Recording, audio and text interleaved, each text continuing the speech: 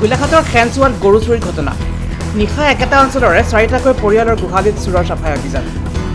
গোলাঘাটৰ খেনচুৱাত চাঞ্চল্যকৰ গৰু চুৰিৰ ঘটনা।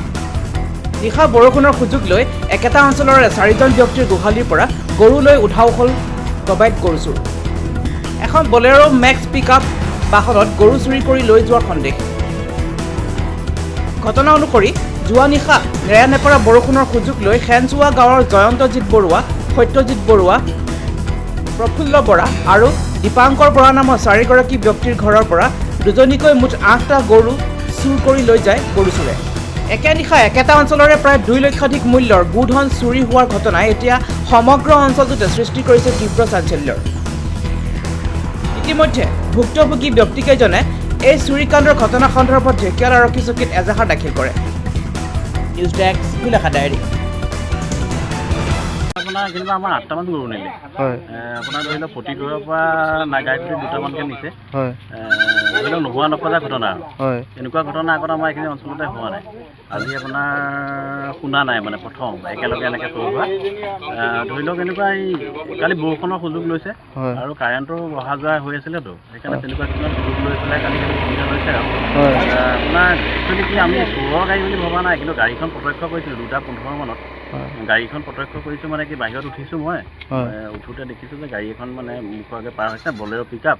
গাড়ীখনৰ লাইট আছে কিন্তু দেই, আগফালৰ আপোনাৰ হেৰি বনেটত এনেকুৱা লাইট চাইট আছে। তাৰপিছত আৰু লগত 2টা স্কুটি লোৱা মানুহ গৈছে। স্কুটি লোৱা মানুহ দুজনে এই যিজন আপোনাৰ উঠি গৈছে তেওঁ হালধীয়া টি-চাৰ্ট এটা পিন্ধি গৈছে আৰু লগতে আপোনাৰ যিজনে চলাই গৈছে তেওঁ এটা ৰঙা হেলমেট পিন্ধি গৈছে। তাৰপিছত এই গাড়ীখন নেযোৱালৈকে সিহঁতি ঘূৰি ঘূৰি চাই গৈছে মানে। তাৰপিছত গাড়ীখন যেতিয়া গৈছে যাওঁতে মানে সিহঁতি যোৱাৰ লগে লগে সিহঁতি আগবাঢ়ি গুচি গ'ল। মই মানে আমাৰ এইফালে তেনেকুৱা ঘটনা হোৱাৰ কাৰণে নাই কাৰণে গৰুৰ কথা ভবা নাই, কিন্তু মই টৰ্চ মাৰি গাড়ীখনৰ বেক চাইডে চাইছোঁ। চাওঁতে দেখিছোঁ চাচি তাচি এনেকুৱা কিছুমান ঘটনা শুনি থাকোঁ যে সেইকাৰণে, কিন্তু তেতিয়া গাড়ীখন খালী আছিলে। কিন্তু মই যেতিয়া ভিতৰ সোমাই যেতিয়া ঘূৰি মানে গাড়ীখন আকৌ ঘূৰি আহিলে অলপ পিছত ভিতৰত সোমাইছোঁ। কিন্তু মই খিৰিকী পৰ্দা চৰ্দা দাঙি চাইছোঁ, দাঙি চাওঁতে কিন্তু গাড়ীখন ৰখোৱা নেদেখিলোঁ কাৰণে বিশেষ সন্দেহ নকৰিলোঁ। এই ঘটনাটো খুব বেছি আপোনাৰ 2:35 পৰা 3:30 ভিতৰত ইমানকণ সময়ত হৈছে।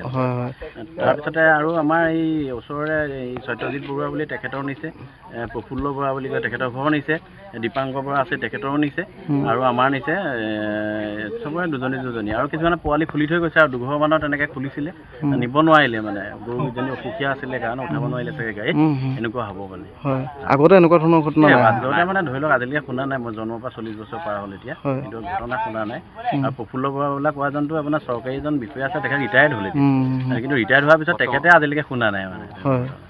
ঠিক আছে। আপোনাৰ কিমানজন গৰু নিছে? এজনী নিছে। হয়। আৰু চোৰ অহাৰ কিবা মানে সুসূত্ৰ পাইছিলে মানে? সুসূত্ৰ তেনেকৈ পোৱা নাই। মইতো 12:30 শুইছোঁ একচুৱেলি। কালি কৰ্মবিভাগো পাইছিলোঁ গৰুৰ কাৰণে, ভাং খোৱা এভাগ পাইছিলোঁ, কিন্তু ৰাতিপুৱা অকণমান উঠাটো পলমো হ'ল। তেতিয়াহে গম পাইছোঁ গৰু নাই, গোহালিত মায়ে চাইছে গৰু নাই, তেতিয়াহে গম পাইছোঁ যে গৰু নিছে। তাৰপিছত ওচৰলৈ আহিলোঁ, তেনেকৈ ওচৰো কেইবাঘৰো নিলে।